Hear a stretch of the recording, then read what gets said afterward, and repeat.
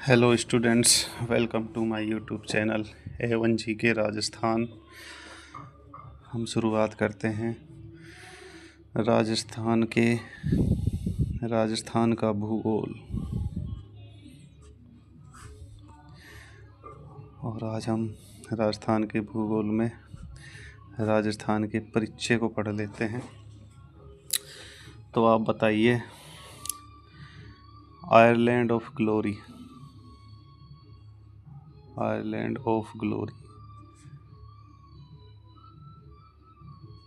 किसने किस शहर को कहा? हमारे एक बहुत ही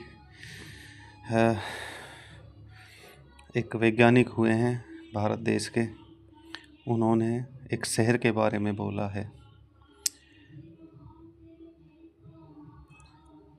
और आपको हिंट दे देता हूँ, वो ऐसे दूसरे भारतीय वैज्ञानिक थे जिनको नोबेल पुरस्कार से सम्मानित किया गया था।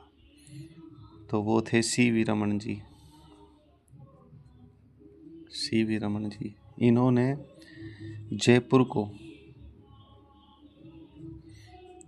जयपुर को आयरलैंड ऑफ ग्लोरी कहा। किसको कहा? जयपुर को। इन्होंने किसको कहा है? जयपुर को।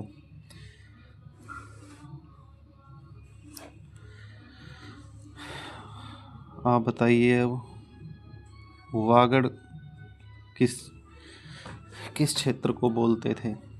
वागड़ प्राचीन नाम है, आधुनिक समय में वो कौन से क्षेत्र हैं? तो वागड़ थे हमारे डूंगरपुर और बांसवाड़ा। शेखावटी आपको मालूम ही है। शेखावटी क्षेत्र के अंतर्गत सीकर, चूरू, झुंझुनू आते हैं। सीवी, ये अक्सर परीक्षा में देखने को मिल जाता है सीवी। तो सीवी के अंतर्गत चित्तौड़गढ़ और उदयपुर ये शामिल थे। एक इम्पोर्टेंट है सपालदक्ष अजमेर और नागौर वाले क्षेत्र को प्राचीन काल में बोला जाता था। इस अजमेर और नागौर के क्षेत्र को क्या बोलते थे? सपालदक्ष। अर्बुद देश, ये किस क्षेत्र को कहा जाता था? सिरोही। ये कहा जाता था सिरोही को।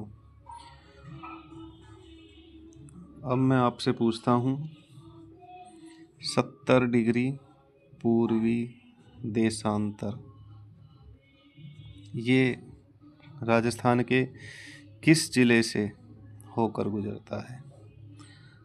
तो आपको बता दूं, ये राजस्थान के जैसलमेर से होकर गुजरता है। अगला है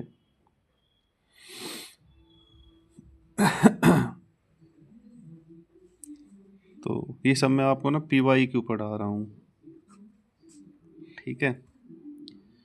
ऐसे पूछ लिया जाता है राजस्थान के कोई 3-4 शहरों के नाम देकर कि पूर्व से पश्चिम की ओर बताइए, इनकी स्थिति बताइए।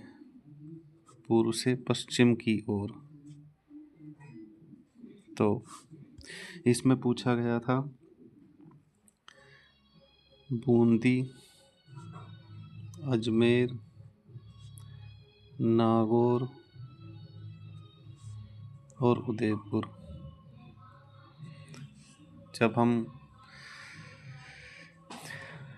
हम राजस्थान के मैप को पढ़ेंगे, क्या पढ़ेंगे? राजस्थान के मैप को स्टडी करेंगे, तो अगर इन 4 राजस्थान के शहरों की बात करें तो हम देखेंगे कि सबसे पूर्व में बूंदी आता है। उसके बाद में राजस्थान के लगभग मध्य में बूंदी के बाद अजमेर दिखाई पड़ेगा।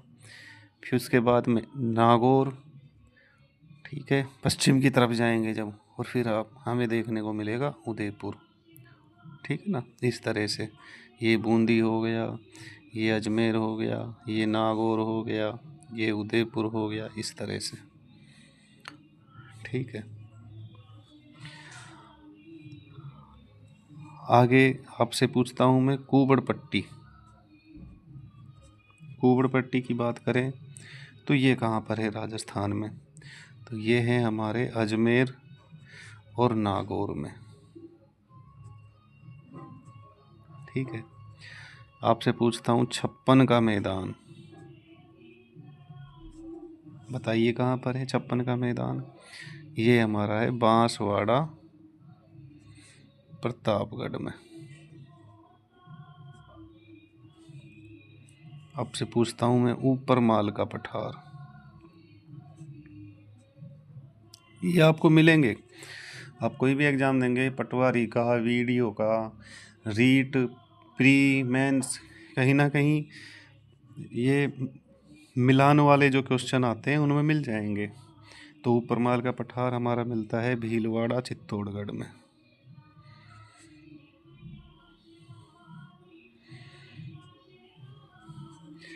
भोराट का पठार,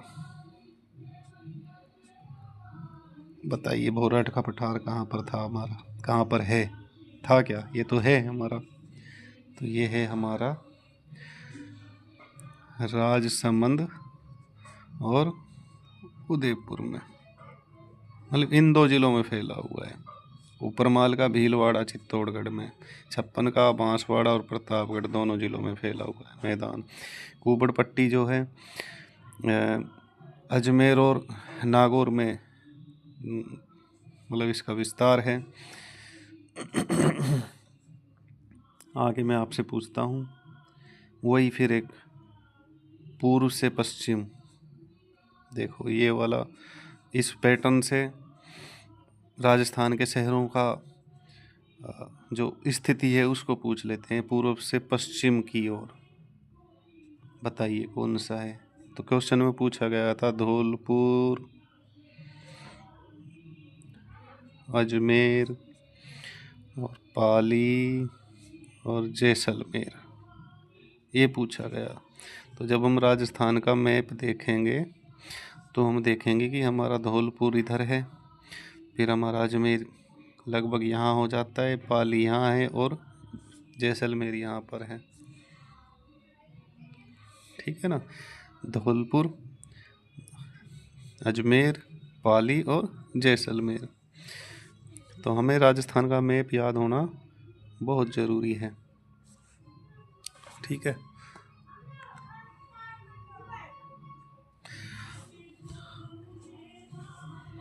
बताइए जाबालीपुर, जाबालीपुर ये प्राचीन नाम है जाबालीपुर किसी क्षेत्र का राजस्थान में। तो वो क्षेत्र वर्तमान में क्या कहलाता है? किसको बोलते थे जाबालीपुर? हमारे एक डिस्ट्रिक्ट का नाम है, तो वो है हमारा जालौर डिस्ट्रिक्ट, जिसको प्राचीन काल में जाबालीपुर के नाम से कहा जाता था। यहाँ पर एक जालौर में ही जालौर दुर्ग है। ठीक है। इसको प्राचीन काल में क्या कहा जाता था? सुवर्णगिरी। ये भी याद रख लेना आप, यहाँ से भी कभी ना कभी आपको क्वेश्चन देखने को मिल जाएगा। ठीक है।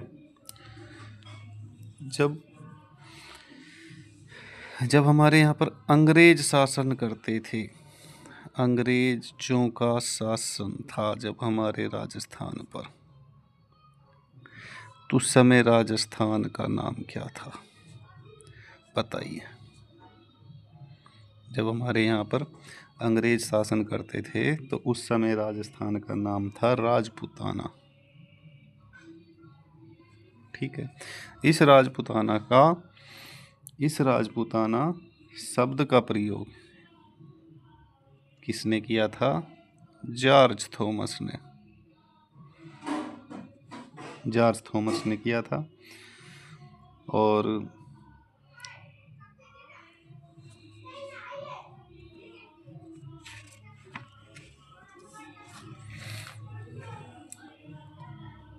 अब फिर से वही पुराने पैटर्न, इस वाले पैटर्न पर पूर्व से पश्चिम की ओर, अब पूछा है उत्तर से दक्षिण की ओर। कुल मिला के हमें मैप राजस्थान का याद होना ही चाहिए। क्या पूछ लिया गया था? श्री गंगानगर, बीकानेर, जोधपुर और फिर जालौर। तो असल में ये श्री गंगानगर, बीकानेर, जोधपुर, जालौर उत्तर से दक्षिण की तरफ, ये बिल्कुल सही क्रम है। जब हम राजस्थान के मैप को पढ़ेंगे तो हम पाएंगे गंगानगर हमारा यहाँ पर है, बीकानेर हमारा लगभग यहाँ पर है, जोधपुर हमारा यहाँ पर है और जालौर हमारा लगभग यहाँ पर है। ठीक है ना? तो ये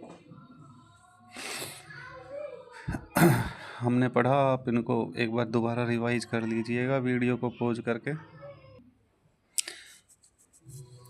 अभी पीछे हमने पढ़ा था कि अंग्रेज़ों के समय में राजस्थान का नाम था राजपूताना। ठीक है, अब आपसे मैं पूछता हूँ कि राजस्थान शब्द का प्रयोग सबसे पहले किसने किया? राजपूताना अंग्रेज़ों के समय में कहा जाता था राजस्थान को, ठीक है, लेकिन राजस्थान शब्द का प्रयोग सबसे पहले किया था कर्नल जेम्स टोड ने। किसने किया था सबसे पहले? कर्नल जेम्स टोड ने। ठीक है, इनकी एक पुस्तक थी, उसमें था द एनल्स एंड एक्टिविटीज। आपको याद रह जाएगा, कुछ इस तरह से थे, आगे भी है इसका नाम, ऑफ राजस्थान। ठीक है, राजस्थान शब्द का प्रयोग यूज किया था सबसे पहले कर्नल जेम्स टोड ने। राजपूताना राजस्थान को अंग्रेज़ों के समय में कहा जाता था। और एक शब्द और आता है राजस्थानी दित्य। ठीक है, राजस्थानी दित्य, इस शब्द का प्रयोग हमें मिलता है बसंतगढ़ शिलालेख में। बसंतगढ़ शिलालेख में हमें मिलता है। और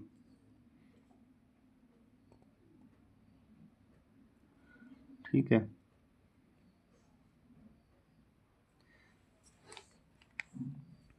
अब आपसे मैं पूछता हूँ कि राजस्थान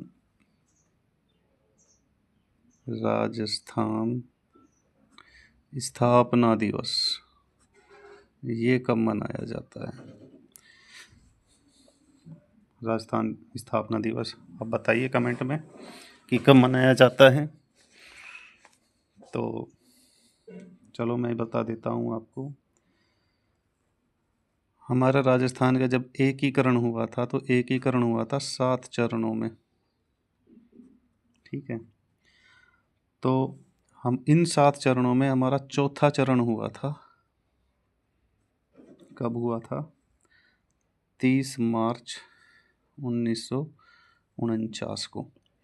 ये 30 मार्च 1949 को हमारा चौथा चरण हुआ था। तब हमारा वृहत राजस्थान बना था। वृहत राजस्थान कहा जा सकता है कि राजस्थान का एक तरह से पूर्ण रूप दिखाई पड़ा था हमें वृहत राजस्थान के रूप में।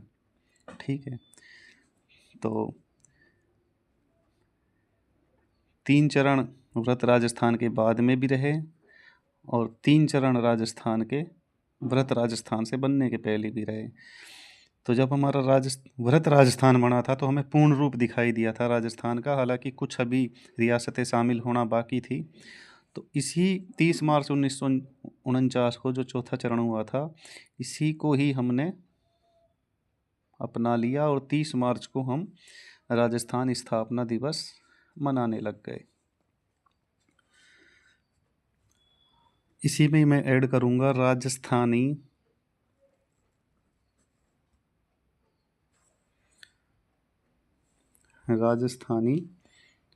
भाषा दिवस। ये कब मनाया जाता है बताइए? राजस्थानी भाषा दिवस कब मनाया जाता है? तो आपको याद रखना चाहिए 21 21 फरवरी वह दिनांक है जो राजस्थानी भाषा दिवस मनाया जाता है।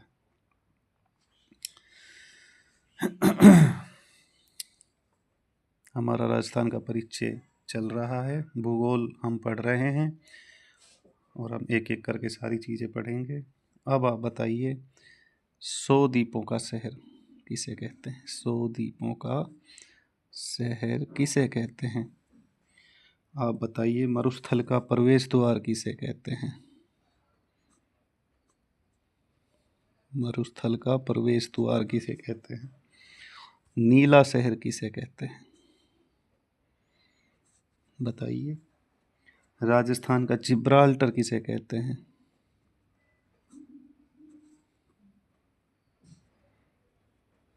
बताइए, राजस्थान का जिब्राल्टर किसे कहते हैं? तो 100 द्वीपों का शहर कहा जाता है डूंगरपुर को। गलत, बांसवाड़ा को कहा जाता है। कंफ्यूज मत होइएगा, डूंगरपुर नहीं है, बांसवाड़ा है। राजस्थान का मरुस्थल का प्रवेश द्वार, मरुस्थल का प्रवेश द्वार, कंफ्यूज हो रही हो, कंफ्यूजन हो रही है आपको? कुछ कंफ्यूजन नहीं हो रही ना? जैसलमेर लगाना है ना बाड़मेर लगाना है, जोधपुर लगाना है आपको आंसर। नीला शहर भी जोधपुर को कहते हैं। राजस्थान का जिब्राल्टर भी अजमेर को, राजस्थान का जिब्राल्टर अजमेर को कहते हैं। ये इसको राजस्थान का हृदय भी कहते हैं, राजस्थान का हृदय। ठीक है,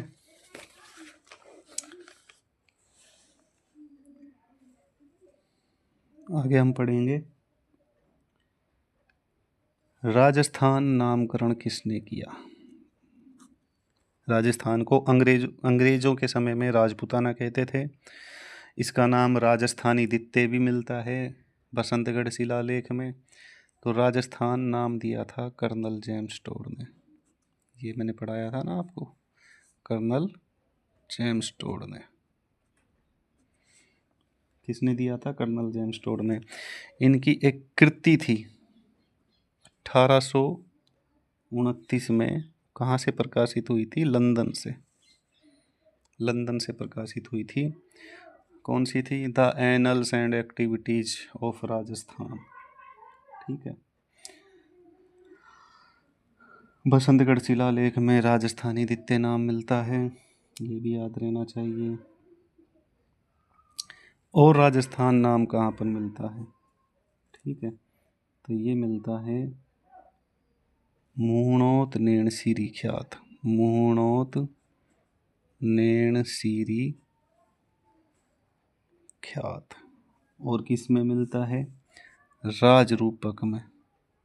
राजरूपक किसने लिखा था? वीरभाण ने। किसने लिखा था? वीरभाण ने।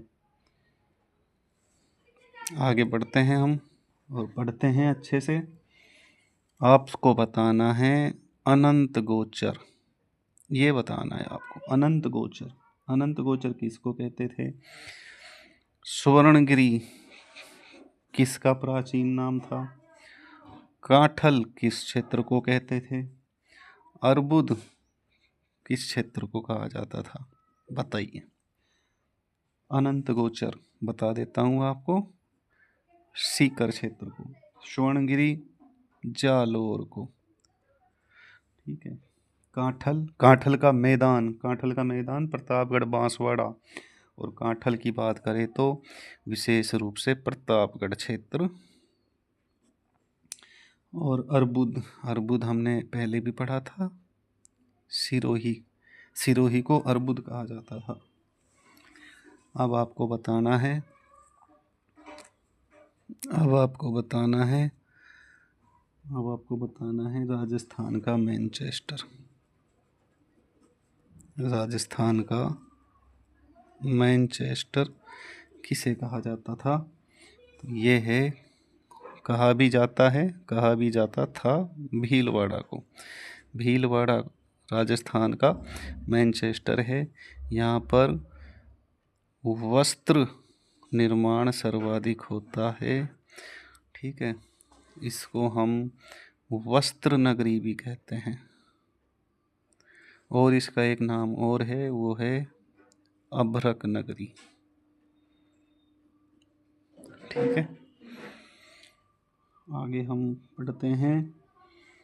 आपको बताना है पूर्व का पहाड़ों की नगरी, पहाड़ों की नगरी। दूसरा आपको बताना है राजस्थान का प्रवेश द्वार, राजस्थान का प्रवेश द्वार। तीसरा आपको बताना है वस्त्र नगरी, अभी बताया मैंने आपको वस्त्र नगरी। पूर्व का पेरिस,